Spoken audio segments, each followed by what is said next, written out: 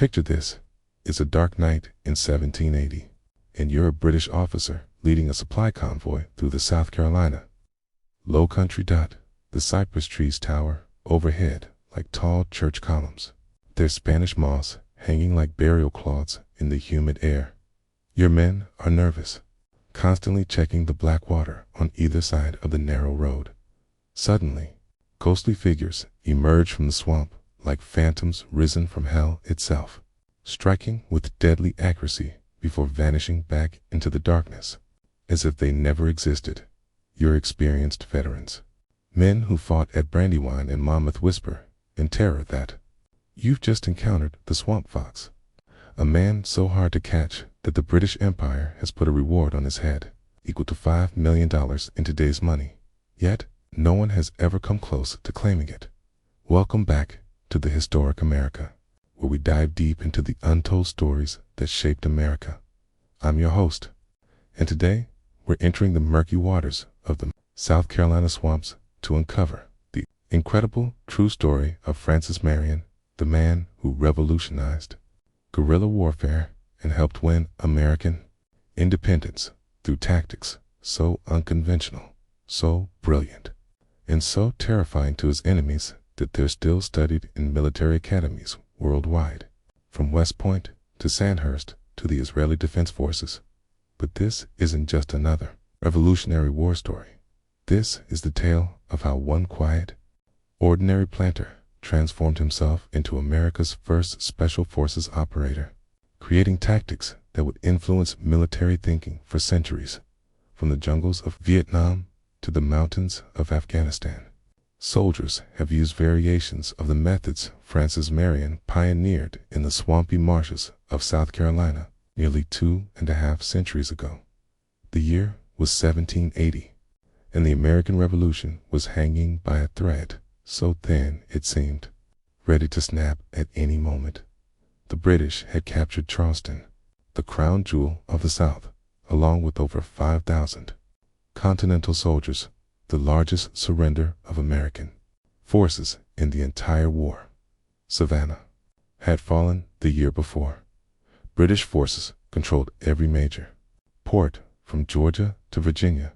Traditional Continental Army forces had been scattered to the winds or destroyed in a series of terrible defeats. The southern colonies, which had been the economic engine of American resistance, seemed completely under British control in London. King George III and his ministers were already planning the post-war reorganization of the rebellious colonies.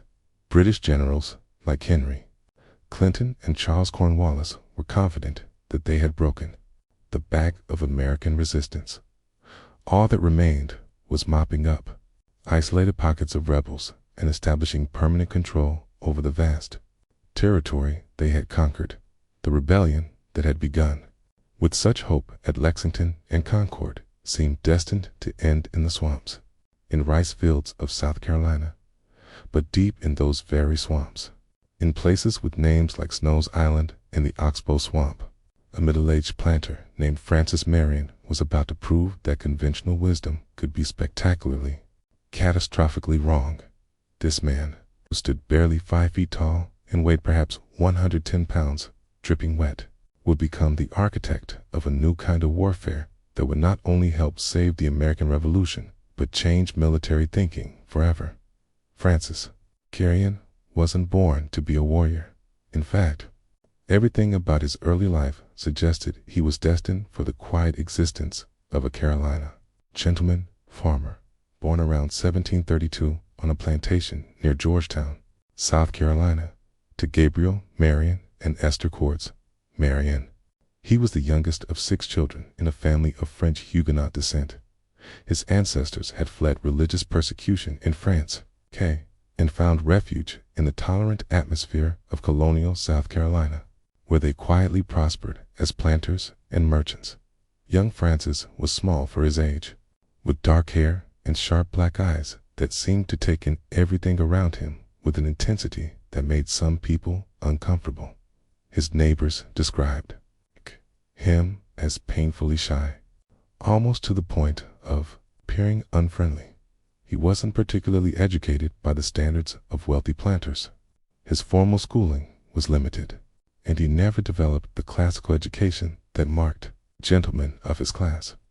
He had no interest in the social activities that occupied most young men of his station, dancing, card playing, or the elaborate rituals of plantation society. But what Francis Marion lacked in social graces, he more than made up for in his close knowledge of the South Carolina low country. While other young planters were learning Latin and Greek, Marion was exploring every creek, every hidden path, every secret passage through the vast network of swamps that covered much of the coastal region. He learned to hunt and fish these waters as a boy, spending entire days alone in the wilderness, learning to read the subtle signs that could mean the difference between life and death in the dangerous swamp environment. The low country where Marion grew up was unlike anywhere else in North America.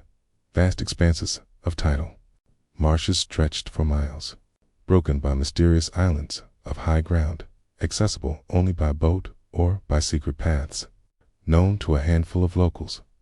Ancient cypress trees, some dating back centuries, created a canopy so thick that even at midday, the swamps were shrouded in permanent twilight. Alligators, snakes, and countless other dangers lurked in waters that could be waist deep. One moment, and over a man's head, the next. But Marion saw opportunity where others saw only obstacles. He understood that these swamps weren't just geographical features. They were a weapon waiting to be wielded by someone who truly understood them. He knew which paths could support a man on foot and which would swallow a horse and rider. He could navigate by subtle landmarks that were invisible to outsiders: the particular bend of a creek, the distinctive shape of a cypress knee, the way morning mist clung to certain areas longer than others. This knowledge would prove invaluable. But first, Marion had to learn the soldier's trade. When the French and Indian War erupted in 1754, Marion was commissioned as a lieutenant in the South Carolina Regiment. This was his first taste of military life, and it was a harsh education. The colonial forces were poorly equipped, inadequately trained, and often led by officers who had gained their positions through political connections rather than military skill. Marion's first campaign was against the Cherokee Indians in the mountainous western regions of South Carolina. This conflict, which lasted from 1759 to 1761, was brutal and unforgiving. It was here that Marion first witnessed the effectiveness of irregular warfare, as Cherokee warriors used hit-and-run tactics, ambushes, and close knowledge of the terrain to inflict heavy casualties on colonial forces. Many young officers emerged from this campaign with a deep respect for European-style linear tactics and formal military procedures. Marion drew a different lesson. He saw how a smaller, more mobile force could defeat a larger conventional enemy through superior knowledge of the terrain and unconventional tactics. During one particularly frightening expedition, Marion's company was ambushed by Cherokee warriors while crossing a mountain stream. The attack came from multiple directions, with warriors appearing and disappearing among the rocks and trees like ghosts. By the time the fighting was over, half of Marion's men were casualties, but Marion himself had observed everything: how the Cherokee had chosen their ground, how they had coordinated their attack, how they had used the terrain to maximum advantage. These lessons would remain with him for the rest of his life. After the Cherokee War ended, Marion returned to his plantation and settled into the life of a Carolina gentleman. He married his cousin, Mary Estevido, in 1773, when he was over 40 years old, quite late for marriage by the standards of the time. Couple lived quietly at Pond Bluff Plantation, about 20 miles from Charleston. Marion seemed content with his role as a moderately successful planter, growing rice and indigo like thousands of other Carolina farmers. But beneath this calm exterior, Marion was watching the growing tension between Britain and her. Cane American colonies with increasing concern. Like many South Carolinians, he had initially hoped that the disputes could be resolved peacefully. He wasn't a radical by temperament, and the thought of armed rebellion against the crown troubled him deeply. But as British policies became increasingly harsh, the Stamp Act, the Townshend Acts, the Tea Act, Marion found himself drawn closer and closer toward the Patriot cause. When the Provincial Congress of South Carolina began raising military forces in 1775, Marion was commissioned as a captain in the 2nd South Carolina Regiment at age 43. He was older than most company commanders, and his quiet manner set him apart from the more colorful officers who dominated the colonial military establishment. But his men quickly learned to respect his skill and his genuine concern for their welfare. Marion's first taste of Revolutionary War combat came during the defense of Charleston in June 1776. British forces under Sir Henry Clinton had launched an ambitious amphibious assault designed to capture the most important city in the South. The attack centered on Fort Sullivan, a palmetto log fortification on Sullivan's Island that guarded the entrance to Charleston Harbor. Marion's company was among the forces defending the fort, and he had his first opportunity to observe British military methods up close. The British assault was conducted according to the textbook principles of 18th century warfare. Warships bombarded the fort with heavy cannon fire, attempting to breach the walls and silence the American artillery. Meanwhile, ground forces prepared to assault the fort from the landward side. It was a conventional operation executed by professional soldiers according to well-established tactical principles, but the attack failed disastrously. The palmetto logs that formed the fort's walls absorbed the British cannonballs instead of splintering, and American artillery fire devastated the attacking fleet. More importantly for Marion's tactical education, he observed how the British forces became confused and demoralized when their conventional methods failed to achieve expected results. Officers who had seemed extremely confident when following standard procedures became hesitant and uncertain when faced with unexpected circumstances. Marion filed this observation away for future reference. He was beginning to understand that the psychological dimension of warfare, the impact of surprise, confusion, and uncertainty on military effectiveness might be as important as purely tactical considerations. This insight would prove crucial when he later developed his own unconventional methods. After the successful defense of Charleston, Marion participated in the disastrous American assault on Savannah in October 1779. This operation, conducted jointly with French naval forces, was supposed to recapture the Georgia port city from British control. Instead, it turned into one of the worst defeats suffered by American forces during the entire war. The attack on Savannah was everything that the defense of Charleston had not been poorly planned, inadequately coordinated, and doomed from the start. American and French forces launched a frontal assault against prepared British positions, suffering enormous casualties for no strategic gain. Marion watched in horror as wave after wave of attackers were mowed down by concentrated British fire. The cream of the Continental Army in the South was destroyed in a few bloody hours of futile heroism. But once again, Marion drew tactical lessons from the disaster. He observed how British forces fighting from prepared positions with clear fields of fire could devastate attacking forces that were forced to advance across open ground. He saw how the lack of coordination between different units could doom even the bravest assault. Most importantly, he recognized that American forces could not afford to fight the British on equal terms. They needed every possible advantage to compensate for their disadvantages in training, equipment, and experience.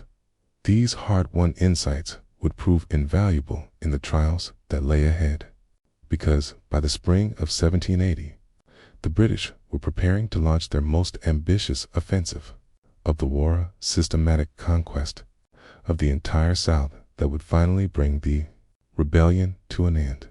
The siege of Charleston began in March 1780 and represented everything that was wrong with American strategy in the South. General Benjamin Lincoln, commanding the Southern Department of the Continental Army, allowed his entire force to be trapped in the city by a combined British land and naval assault for 6 weeks. British forces under Sir Henry Clinton tightened their grip around Charleston like a noose, cutting off all escape routes and gradually reducing the American defenses through systematic siege operations. Marion's regiment was among the forces trapped in Charleston, and he watched with growing frustration as the American position became increasingly hopeless. He urged Lincoln to break out of the city while some escape routes remained open, but his superiors were committed to defending Charleston to the last. They believed that a successful defense would inspire resistance throughout the South and demonstrate American determination to continue the fight. But Marion could see that the siege was already lost. British siege works crept closer to the American lines each day, and British artillery was systematically destroying the city's defenses. More importantly, the British naval blockade had cut Charleston off from any hope of reinforcement or resupply. The city was slowly starving, and civilian morale was collapsing under the constant bombardment. It was at this critical moment that fate intervened in a way that probably saved both Marion's life and the American cause in the South. At a dinner party in Charleston, Marion's host locked the doors to keep his guests from leaving earlier. Common practice at social gatherings where alcohol flowed freely. But Marion, who was sober by nature and uncomfortable in large social gatherings, was determined to escape. He climbed to the second floor of the house and jumped from a window, badly spraining his ankle in the process. This injury forced Marion to leave Charleston before the city surrendered. On May 12, 1780, he returned to his plantation to recover, missing the catastrophic surrender that saw over 5,000 Continental soldiers march into British captivity. It was the largest surrender of American forces in the entire war, and it effectively destroyed organized resistance in South Carolina. But Marion's forced absence from Charleston meant that he was one of the few experienced Continental officers still at liberty in South Carolina when the British began their systematic occupation of the state. And as he watched British forces spread out across the countryside, establishing outposts and encouraging loyalist militias to settle scores with their Patriot neighbors, Marion began to formulate a completely different approach to resistance. The British strategy in the South was based on the assumption that once they controlled the major cities and defeated the main armies, the countryside would submit peacefully. They established a network of fortified posts throughout the interior, garrisoned by combinations of British regulars, loyalist militias, and German mercenaries. From these strongholds, they attempted to control the surrounding territory and suppress any signs of continued resistance. But this strategy had a fatal weakness. It required relatively small garrisons to control vast areas inhabited by a hostile population. British commanders assumed that the devastating defeat suffered by Continental forces had broken the spirit of American resistance. They failed to understand that in a society where most men owned firearms and had experience with wilderness warfare, military defeat might only be the beginning of resistance rather than its end. Marion understood this dynamic better than almost anyone. He had grown up in a society where individual initiative and self-reliance were essential for survival. He knew that the men of the South Carolina backcountry wouldn't submit meekly to foreign occupation, especially when that occupation was enforced by their loyalist neighbors. All they needed was leadership and a workable strategy for resistance. In July 1780, General Horatio Gates arrived from the north with a new Continental army, determined to drive the British out of the South. through conventional military operations. Gates was a hero of the Saratoga campaign. In his appointment inspired confidence throughout the Patriot cause. Surely this proven commander would succeed where others had failed. Marion was given command of a militia regiment in order to support Gates's advance toward the British stronghold at Camden. But even as he prepared to march, Marion had serious doubts about the conventional strategy that Gates was pursuing. The British position in South Carolina was too strong to be overcome by a single decisive battle, and American forces were still too weak to risk everything on one engagement. These doubts proved tragically accurate when Gates suffered a catastrophic defeat at the Battle of Camden on August 16, 1780. British forces under Lord Cornwallis not only defeated the American army but scattered it so thoroughly that organized resistance in the South seemed impossible. Gates himself fled the battlefield so quickly that he covered 60 miles in a single day, a feat that inspired more mockery than admiration among his former soldiers. Marion, who had been operating in the area with his militia regiment, suddenly found himself cut off behind British lines with only a handful of men. Most officers in his position would have attempted to rejoin what was left of the Continental Army or retreat to North Carolina, where they might find safety. But Marion made a decision that would change the course of the war. He decided to stay and fight. But he would fight on his own terms, using tactics that no European army had ever encountered, in methods that conventional military wisdom said were impossible. This was the moment when Francis Marion, the quiet planter, began his transformation into the swamp fox, America's first master of unconventional warfare. Marion's first task was to gather men who shared his determination to continue the fight despite the seemingly hopeless military situation. This wasn't easy in the aftermath of Camden, when British forces controlled most of South Carolina and many Patriots were either dead, captured, or in hiding. But Marion understood something: the British commanders. This defeat often creates as much determination as despair, especially among people fighting for their homes and families.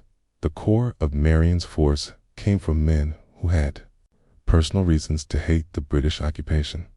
Some were survivors of Camden or other defeated Continental units who refused to accept the end of resistance.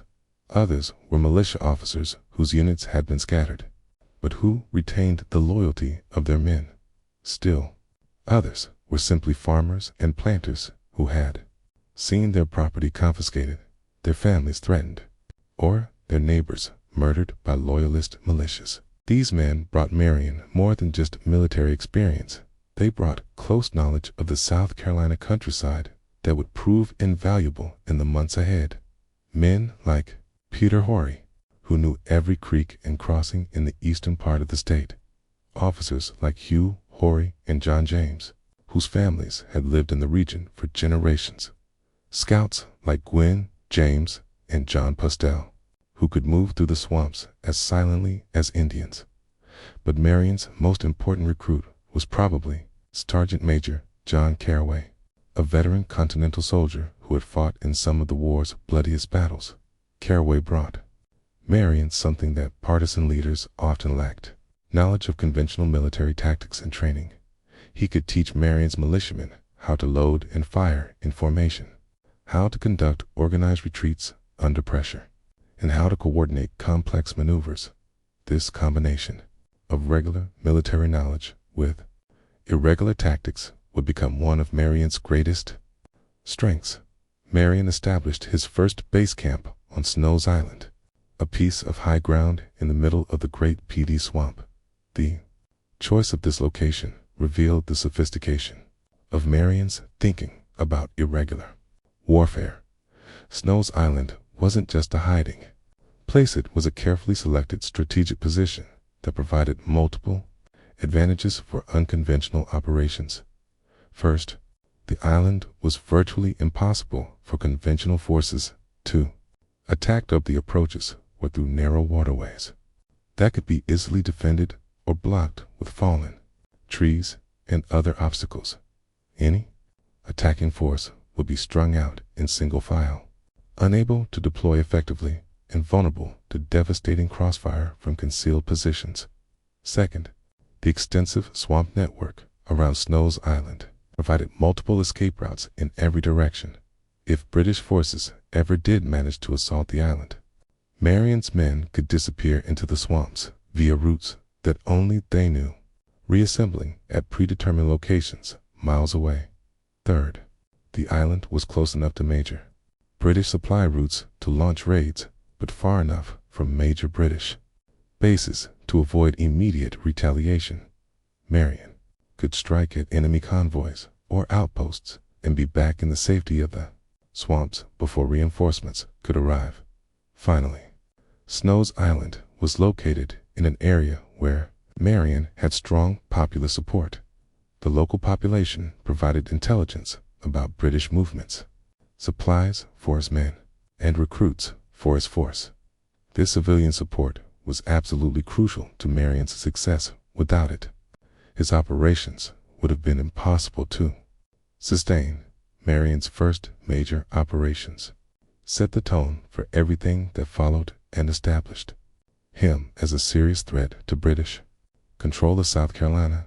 In late August 1780, he learned that British forces were transporting American prisoners from Camden to Charleston. These weren't just any prisoners, they were Continental soldiers, many of them Marion's former comrades who had been captured in the disaster at Camden. The British convoy would have to pass through Marion's area of operations, crossing the Santee River at Nelson's Ferry. This ferry crossing was a natural choke point where a small force could potentially overcome a much larger one, but only if the attack was planned and executed perfectly. Marion spent several days gathering intelligence about the convoy. He learned that it consisted of about 150 American prisoners under guard by a detachment of British regulars and loyalist militia.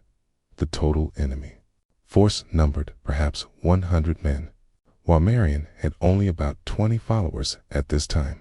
A conventional attack would be suicide, but Marion wasn't planning a conventional attack. Instead, he developed a plan that incorporated all the lessons he had learned about irregular warfare. He would use the terrain to his advantage, positioning his men in concealed locations where they could achieve surprise and concentration of fire. He would attack when the enemy was most vulnerable, while crossing the river and unable to deploy effectively. Most importantly, he would plan multiple escape routes so that his force could disappear quickly after the attack. On the morning of August 20th, 1780, Marion and his men took positions along the banks of the Santee River near Nelson's Ferry. They were hidden in the tall marsh grass and behind fallen logs, invisible to anyone approaching the crossing. Marion had carefully briefed his men on the plan. They would wait until the British escort was split by the river crossing, with part of the force on each side, then opened fire simultaneously from multiple directions. When the British convoy arrived at the ferry, everything went exactly as Marion had planned. The escorts divided their force to guard both sides of the crossing, and the prisoners were loaded onto the ferry boats in small groups at the moment of maximum vulnerability, when the enemy was strung out and unable to support each other effectively.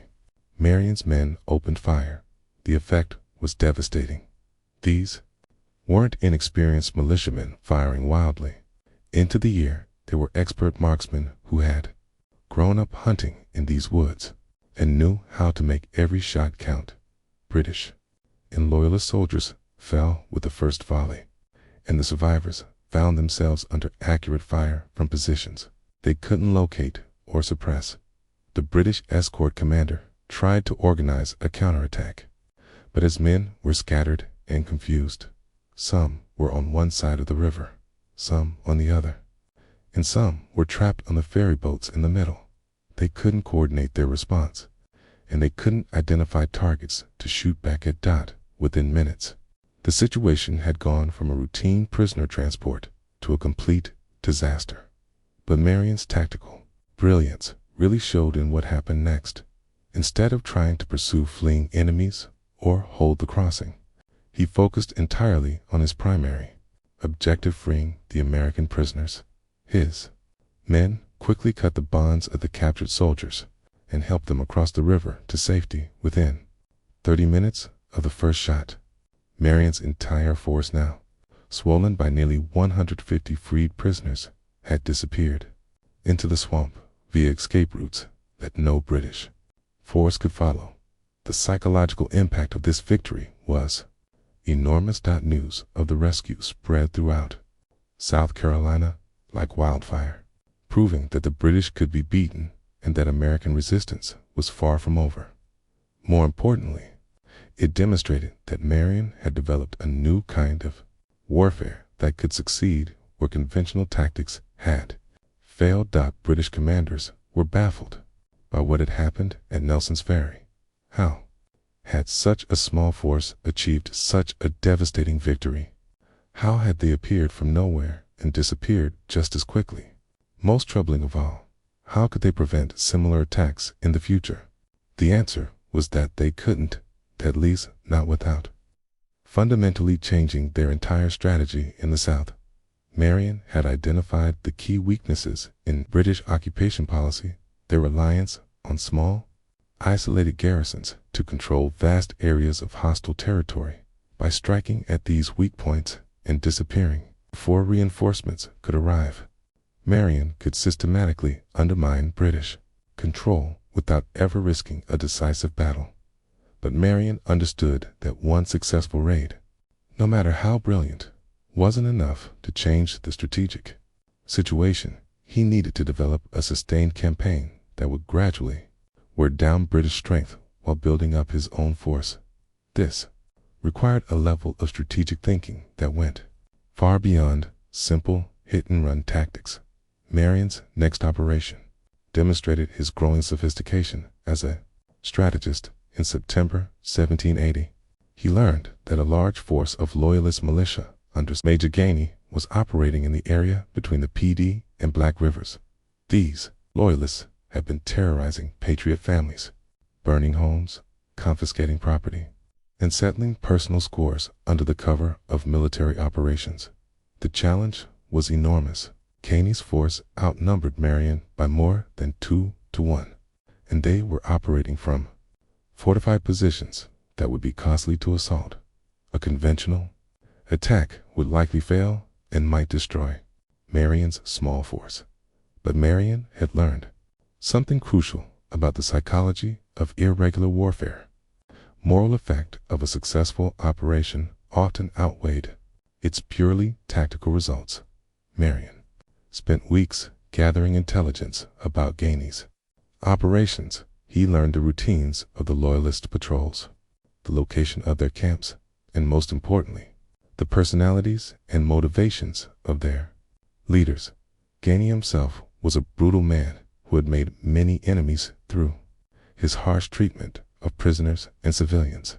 His subordinates were motivated more by opportunities for plunder than by genuine loyalty to the crown. Instead of launching a direct attack on Gainey's main force, Marion decided to strike at the psychological foundations of Loyalist resistance. He would demonstrate that supporting the British was not only morally wrong, but also personally dangerous. His target would be Gainey himself, not necessarily to kill him, but to show that even the most prominent Loyalist leaders were vulnerable. On the night of September 4th, 1780, Marion led a carefully selected group of his most trusted men on one of the most daring raids of the entire war. Moving silently through miles of swamp, they approached Gainey's camp from an unexpected direction, while most of his men created a diversion by firing into the camp from one side. Marion and 2 companions slipped into Gainey's tent. They found the Loyalist leader still asleep and captured him without firing a shot. But instead of killing Gainey or taking him prisoner, Marion did something that revealed his sophisticated understanding of psychological warfare.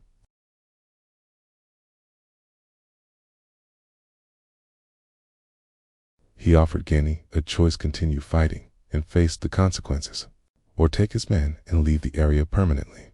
Faced with this ultimatum in the middle of the night, surrounded by men who had appeared like ghosts from the swamp, Gainey chose discretion over valor. Within days, his entire force had disbanded or switched sides.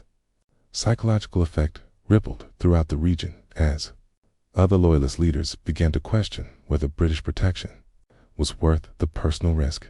This operation established Marion's reputation not just as a military commander, but as a leader who understood the political dimensions of irregular warfare.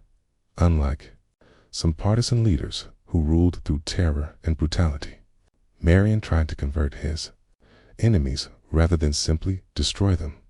This approach created a more stable environment where his operations could continue over extended periods.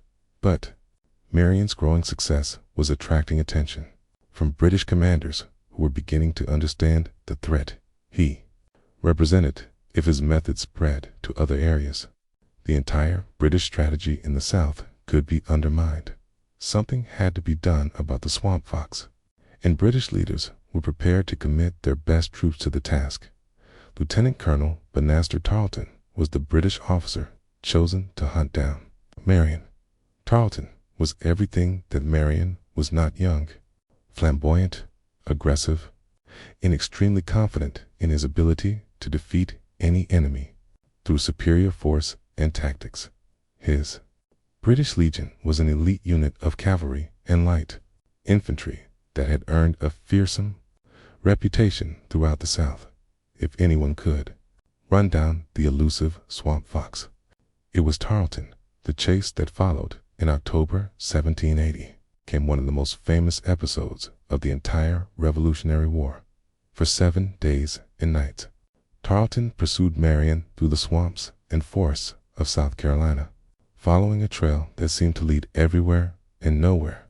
It was a deadly game of cat and mouse between two very different kinds of soldiers, and it would demonstrate the fundamental differences between conventional and unconventional warfare. Tarleton began his pursuit with about 250 men, confident that his superior numbers and mobility would allow him to bring Marion to battle on favorable terms.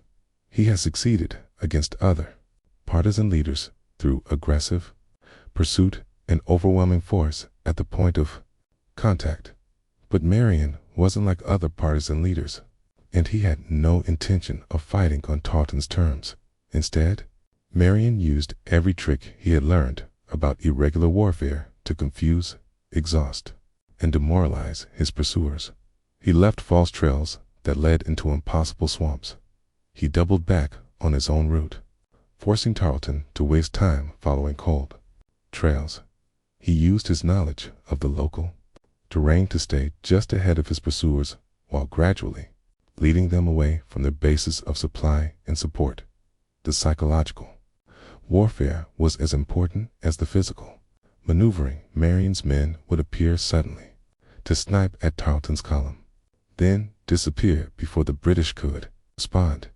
They would light campfires in the distance to make Tarleton think he was gaining ground, only to find cold ashes when he arrived.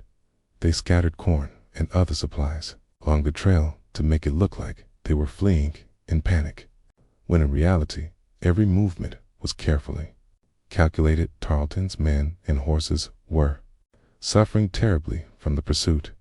They had covered over 200 miles through some of the most difficult terrain in North America, following a target that seemed to vanish like smoke whenever they got close. The constant tension of expecting an ambush at any moment was wearing down their morale, while the physical demands of the chase were exhausting men and animals alike.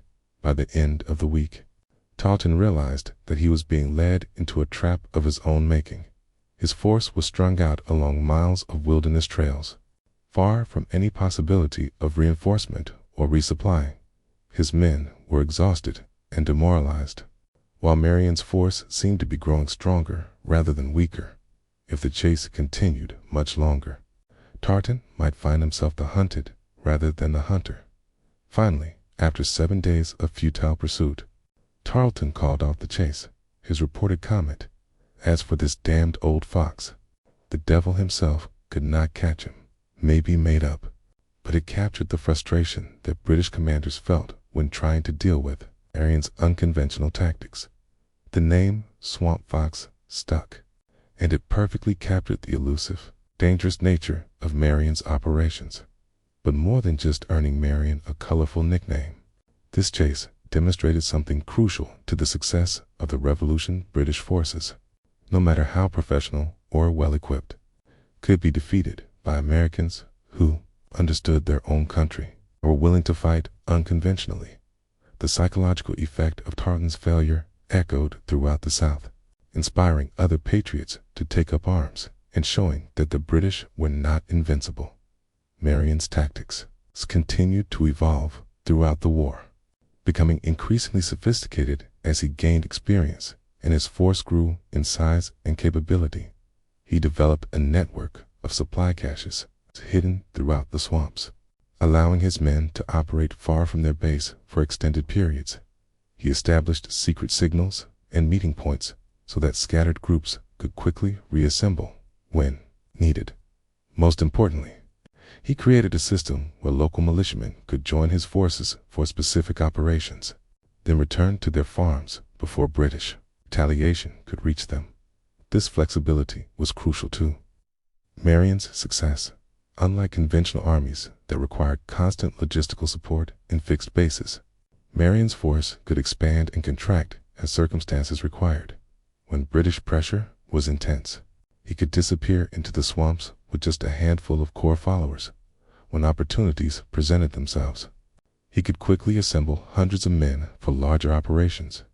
The British found this kind of warfare incredibly frustrating because it violated all the accepted rules of 18th century military conduct. European armies fought according to well-established conventions that limited the scope and intensity of conflict. Battles were formal affairs where disciplined troops maneuvered in geometric formations. Civilians were generally considered off-limits, and warfare was conducted by professional soldiers according to accepted standards of military honor. But Marion's war recognized no such limitations. His men struck as supply convoys, isolated outposts, enemy communications without regard for conventional military etiquette. They appeared suddenly from concealment, struck with devastating effect, and disappeared before the enemy could respond. They turned the entire landscape into a weapon, using their close knowledge of the terrain to overcome every advantage that British forces possessed. One of Marion's most brilliant operations came in March 1781, when he learned that the British were holding a number of Patriot prisoners at Georgetown. The town was heavily fortified and garrisoned by several hundred regular troops, seemingly impossible to assault with the small force at Marion's disposal. But Marion had been studying Georgetown for months, and he had noticed something that the British had missed. Georgetown is on a peninsula between the Sanpet and Pedee rivers. The British had fortified the landward approaches, assuming that any attack would come from that direction. But Marion realized that the rivers, which the British saw as natural defenses, could actually be used as avenues of attack by men who knew how to navigate them. Marion spent weeks preparing for this operation with the same careful attention to detail that characterized all his best work. He had his men construct special, flat-bottomed boats that could navigate the shallow waters near Georgetown. He mapped every creek and inlet that led to the town, identifying the best routes for approach and withdrawal. Most importantly, he cultivated sources inside Georgetown who could provide detailed intelligence about guard routines and the location of the prisoners. On the night of March 15, 1781, Marion launched a coordinated three-pronged attack that demonstrated his mastery of complex military operations. One group created a diversion by firing on the British pickets from the landward side, drawing attention away from the real threat. A second group moved up the Sampa River to attack the eastern side of town, preventing British forces from concentrating against the main assault. Meanwhile, Marion personally led the primary force up the PD River to assault the prison compound from the water. The attack achieved complete tactical surprise because the British had never seriously considered the possibility of an assault from the river. Their sentries were looking outward for land-based threats and were caught completely off guard when Marion's boats appeared out of the darkness. The prison guards were overwhelmed before they could organize effective resistance, and dozens of Patriot prisoners were freed within minutes of the initial assault. But Marion's true genius showed in his withdrawal plan. Instead of trying to hold Georgetown, which would have been impossible with his small force, he executed a fighting retreat that got all his men and the freed prisoners safely back to the swamps.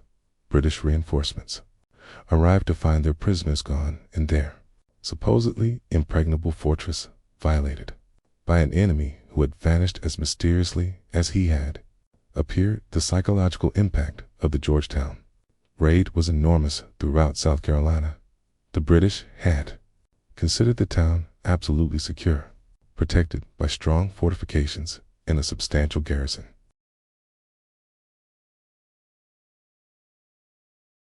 The fact that Marion could strike even there sent a message that echoed across the entire region. Nowhere was safe.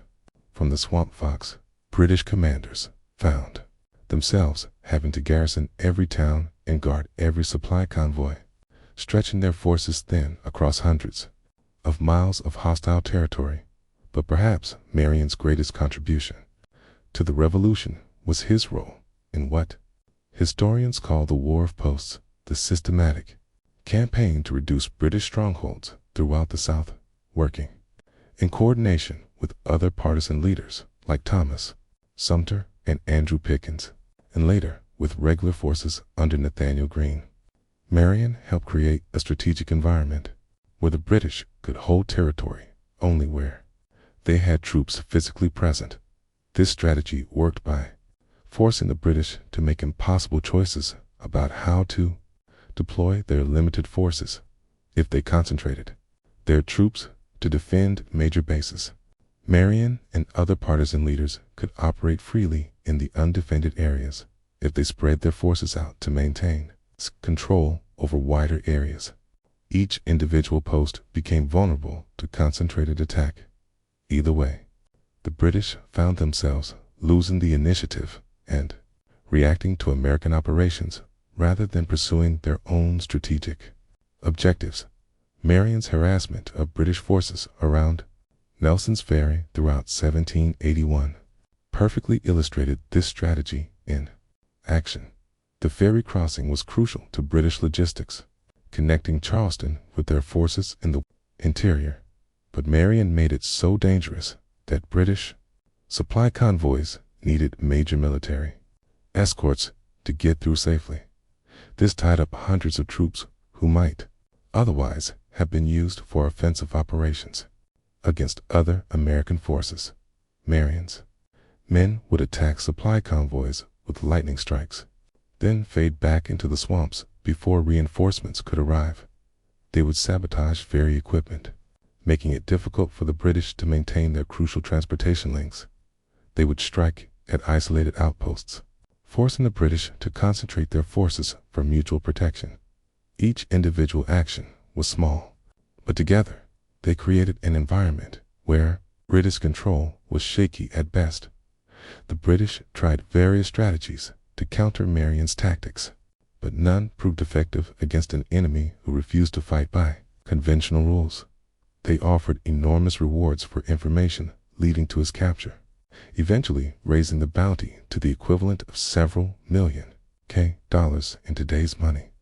But the money went unclaimed because Marion had the support of the local population, who saw him as their protector against British oppression and loyalist terrorism.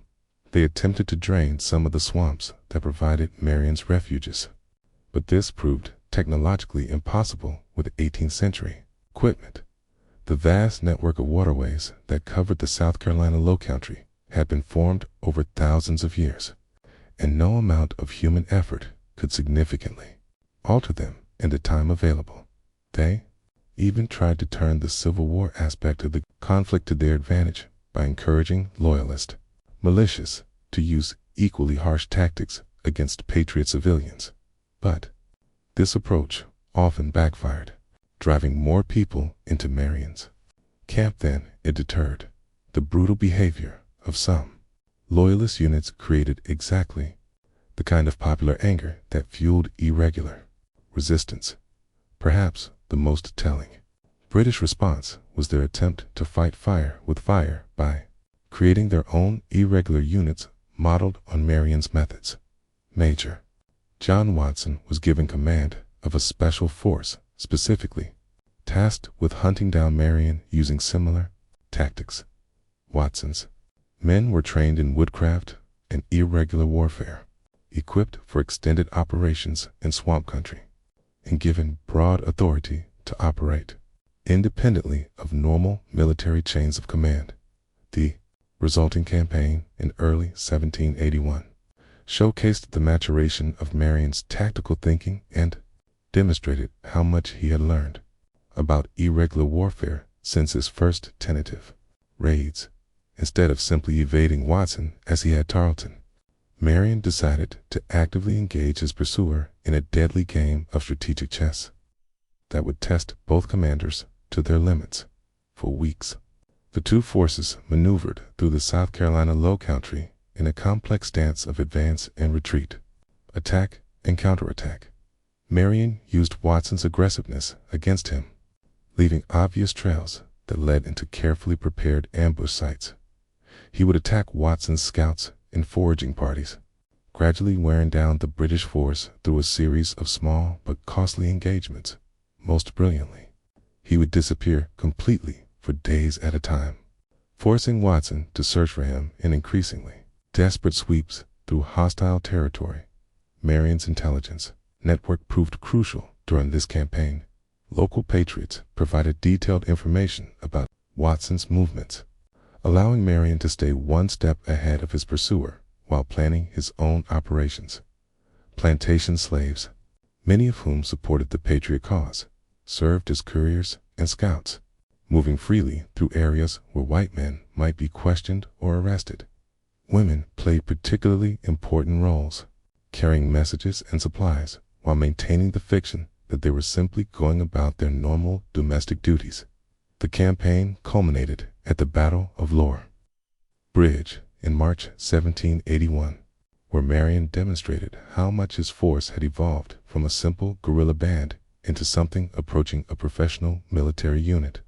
Watson had cornered Marion at a strategic bridge crossing, forcing him to either fight for the position or make a lengthy detour that would give the British a significant advantage. Marion chose to fight, but on his own terms. He positioned his men in strong defensive positions on the far side of the bridge, using the terrain to maximize their firepower while minimizing their exposure to British attacks. When Watson's forces attempted to storm the crossing, they met disciplined volleys and coordinated assistance that would have done credit to regular Continental troops. The battle raged for hours, with Watson's men making repeated attempts to force the crossing while Marion's force held their positions with determination that surprised their enemies.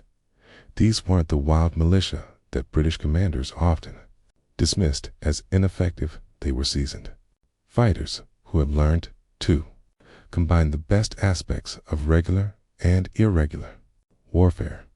When Watson finally succeeded in forcing the crossing through sheer weight of numbers, Marion executed a textbook fighting withdrawal that left the British bloodied and demoralized. His men fell back in good order, conducting organized volleys while maintaining unit cohesion under extreme pressure. By the time the fighting ended, Watson had technically won the field, but his force was so weakened that it was no longer effective as a fighting unit. The strategic results of the campaign were entirely in Marion's favor. Watson's force was so depleted by weeks of chasing the swamp fox through hostile territory that it had to be. Withdrawn from active operations, Watson himself was wounded at Lop Bridge and eventually had to return to Charleston to recover. Most importantly, the campaign had demonstrated that Marion's methods could neutralize even specially trained British units designed specifically to counter irregular warfare. This evolution of Marion's tactics and capabilities reflected his growing understanding of how irregular warfare could be integrated with conventional military operations. He was no longer just a guerrilla leader operating independently. He was becoming a strategic asset that could be coordinated with larger military campaigns to achieve specific objectives.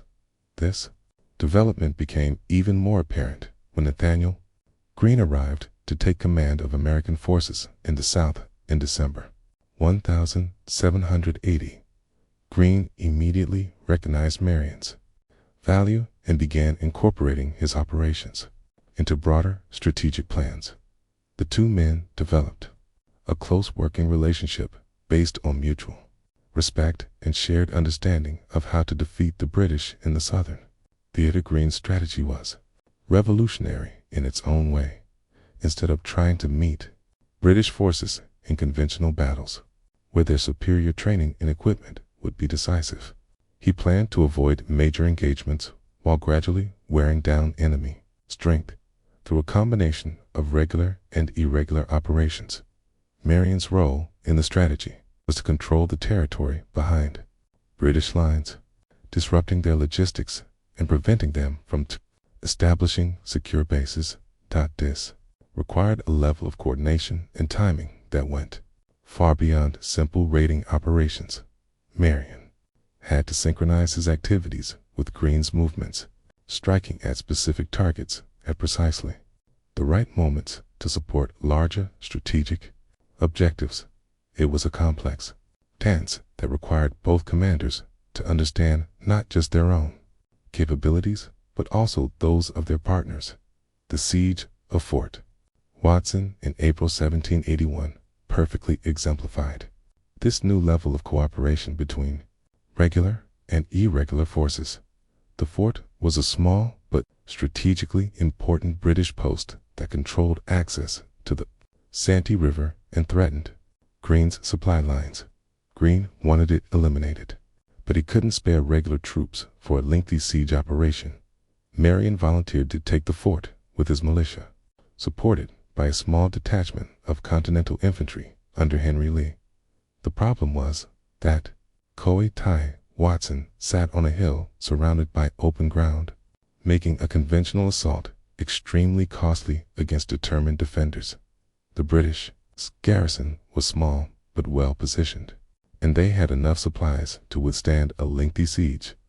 A direct attack would likely fail, while a blockade might take months that Greene's strategy couldn't afford.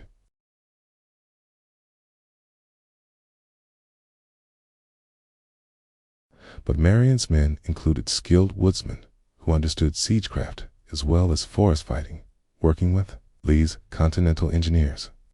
They devised an innovative solution that perfectly illustrated the creative thinking that characterized Marion's approach to military problems.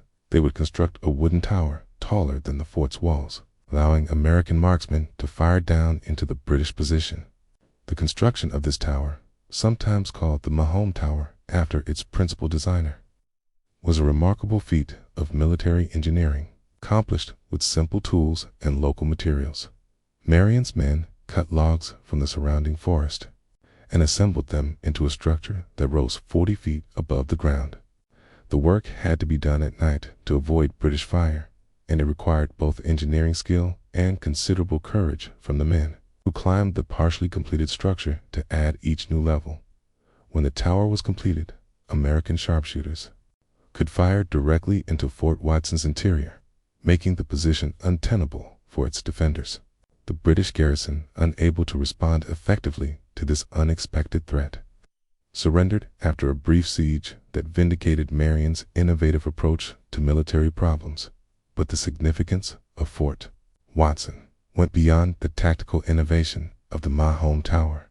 It demonstrated that Marion's irregular force could successfully conduct complex operations in coordination with regular Continental troops. The siege required careful planning, engineering expertise, and sustained effort over several days, capabilities that went far beyond simple hit-and-run raiding. More importantly, the successful reduction of Fort Watson was part of a larger campaign that systematically eliminated British strongholds throughout the South Carolina interior. Working in coordination with Greene's main force and other American commanders, Marion was helping to implement a strategy that would gradually reclaim territory that had seemed permanently lost to British control. Throughout this period, Marion's personal leadership style continued to evolve in ways that reflected his growing understanding of irregular warfare's psychological dimensions. Unlike many officers of his era who commanded through formal authority and rigid discipline, Marion led through personal example and genuine concern for his men's welfare. He shared the hardships of camp life, never asking his followers to endure conditions he wouldn't accept himself. This approach was particularly important in irregular warfare, where traditional military discipline was often impossible to maintain. Marion's men weren't professional soldiers bound by formal military codes.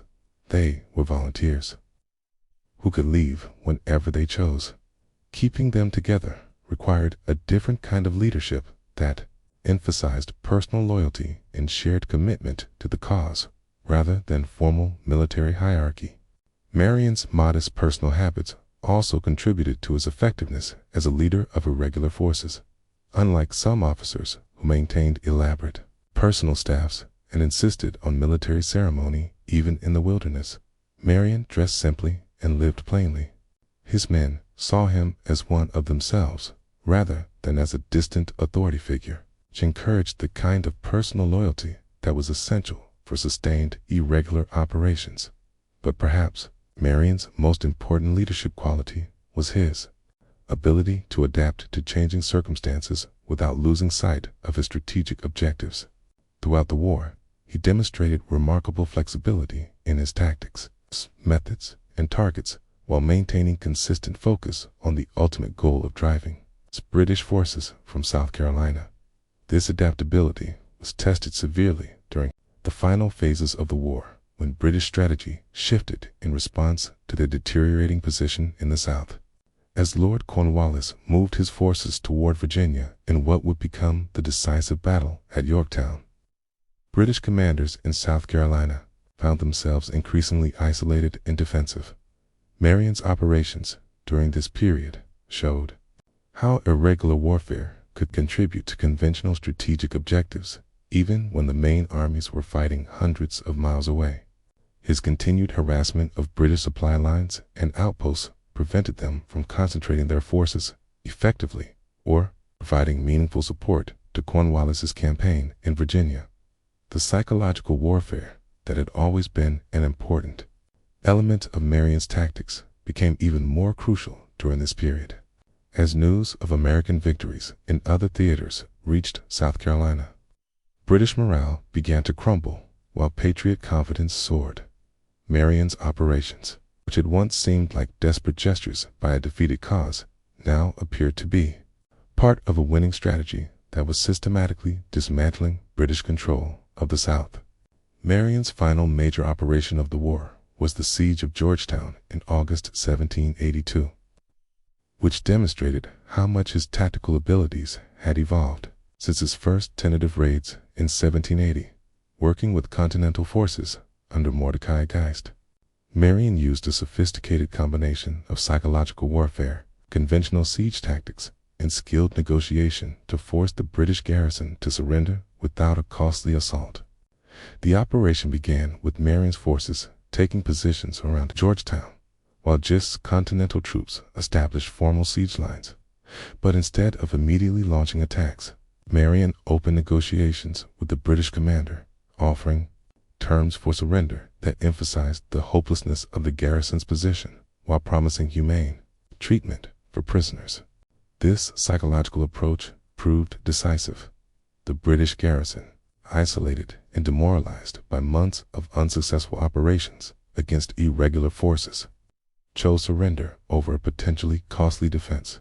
The bloodless capture of Georgetown marked the effective end of British resistance in the South Carolina interior and demonstrated Marion's evolution from simple guerrilla leader to sophisticated military commander. But perhaps Marion's greatest legacy is not any single victory or innovation, but the example he set for how a determined population could resist superior conventional forces through unconventional means.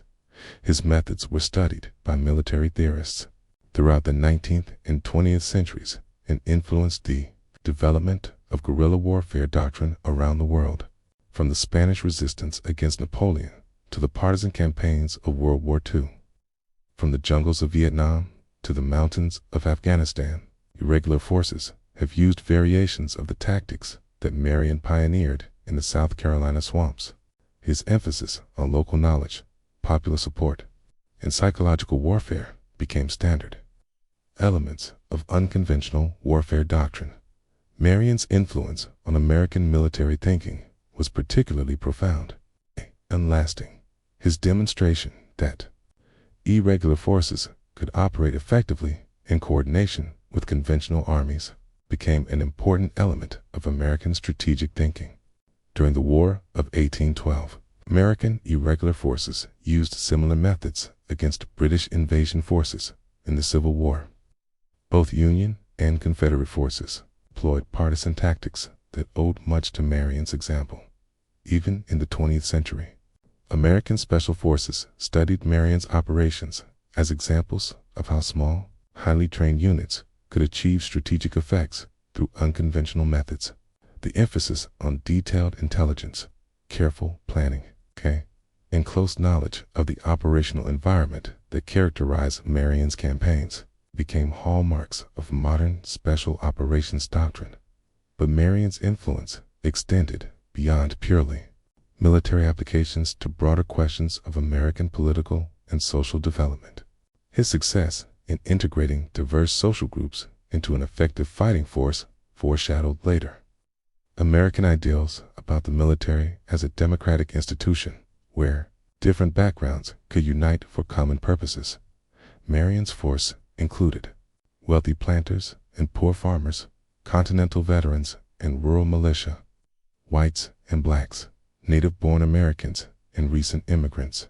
What held them together wasn't formal military discipline, but shared commitment to the cause of independence and personal loyalty to Marion himself. This model of leadership, through consensus and example rather than authoritarian command, became an important element of American military tradition. The geographic area where Marion operated has been transformed beyond recognition since his time. But the fundamental lessons of his campaigns, made relevant to military strategists around the world. Modern drainage and development have eliminated many of the swamps that provided his refuges, while roads and bridges spanned waterways that once formed natural barriers. But the basic principles that guided his operations, the importance of local knowledge, popular support, and adaptive tactics, continue to influence military thinking in conflicts around the globe. Marion's story also remains powerful as an example of how ordinary people can accomplish extraordinary things when fighting for principles they believe in. He wasn't a professional soldier or a military genius in the conventional sense. He was a middle-aged planter who found himself in extraordinary circumstances and rose to meet challenges that would have defeated most men. His transformation from quiet farmer to master of irregular warfare shows that leadership potential can emerge from unexpected sources when historical circumstances create the need. Marion's example inspired countless other Americans during the Revolution and continues to serve as a model for citizen soldiers who must adapt civilian skills to military necessities. The South Carolina swamps that sheltered Marion and his men were more than just geographical features. They were the foundation of a new kind of warfare that recognized terrain, intelligence, and popular support as the most important weapons in any military arsenal, in those dark waters and hidden islands. Francis Marion didn't just conduct raids and ambushes, he demonstrated that wars are won not just by professional armies fighting formal battles, but by entire populations committed to resistance against oppression. His legacy reminds us that in any conflict, the side that best understands its environment maintains the support of the people and adapts its methods to changing circumstances has advantages that no amount of conventional superiority can overcome. The principles that guided the swamp fox through the dangerous waters of irregular warfare: flexibility, innovation, determination, and above all, close knowledge of one's own ground remain as relevant today as they were in the swamps of revolutionary South Carolina. Marion's story teaches us that conventional wisdom about military affairs can be spectacularly wrong, especially when it fails to account for the human dimension of conflict. The British entered the South with every advantage that 18th century military science could provide: professional soldiers, superior equipment, abundant supplies, and proven tactical methods. But they were defeated by farmers and planters who understood something the professionals had missed, that in war, as in life, local knowledge and popular support can overcome almost any technical advantage. In the end, Francis Marion's greatest victory wasn't any single battle or raid, but its demonstration that the American Revolution was more than just a political movement. It was a transformation in how wars could be fought and won. The quiet planter who became the swamp fox showed that in the right circumstances, with the right leadership and fighting for the right cause, even the most hopeless military situation could be transformed into victory through courage, creativity, and an unshakable belief in the justice of one's cause. That's our comprehensive exploration of the incredible story of Francis Marion, the swamp fox who revolutionized warfare and helped secure American independence through tactics that seemed impossible to his enemies but proved devastatingly effective in practice.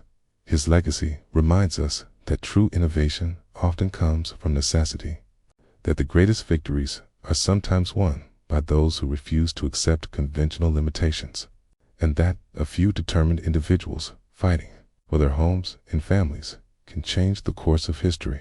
What other Revolutionary War figures would you like us to explore in future episodes? Are there particular aspects of Marion's story that you'd like us to investigate further? Drop your suggestions in the comments below. And don't forget to hit that subscribe button and ring the notification bell so you never miss our latest historical deep dives. Until next time, this has been Historic America, where we uncover the untold stories that shaped America and continue to influence our world today.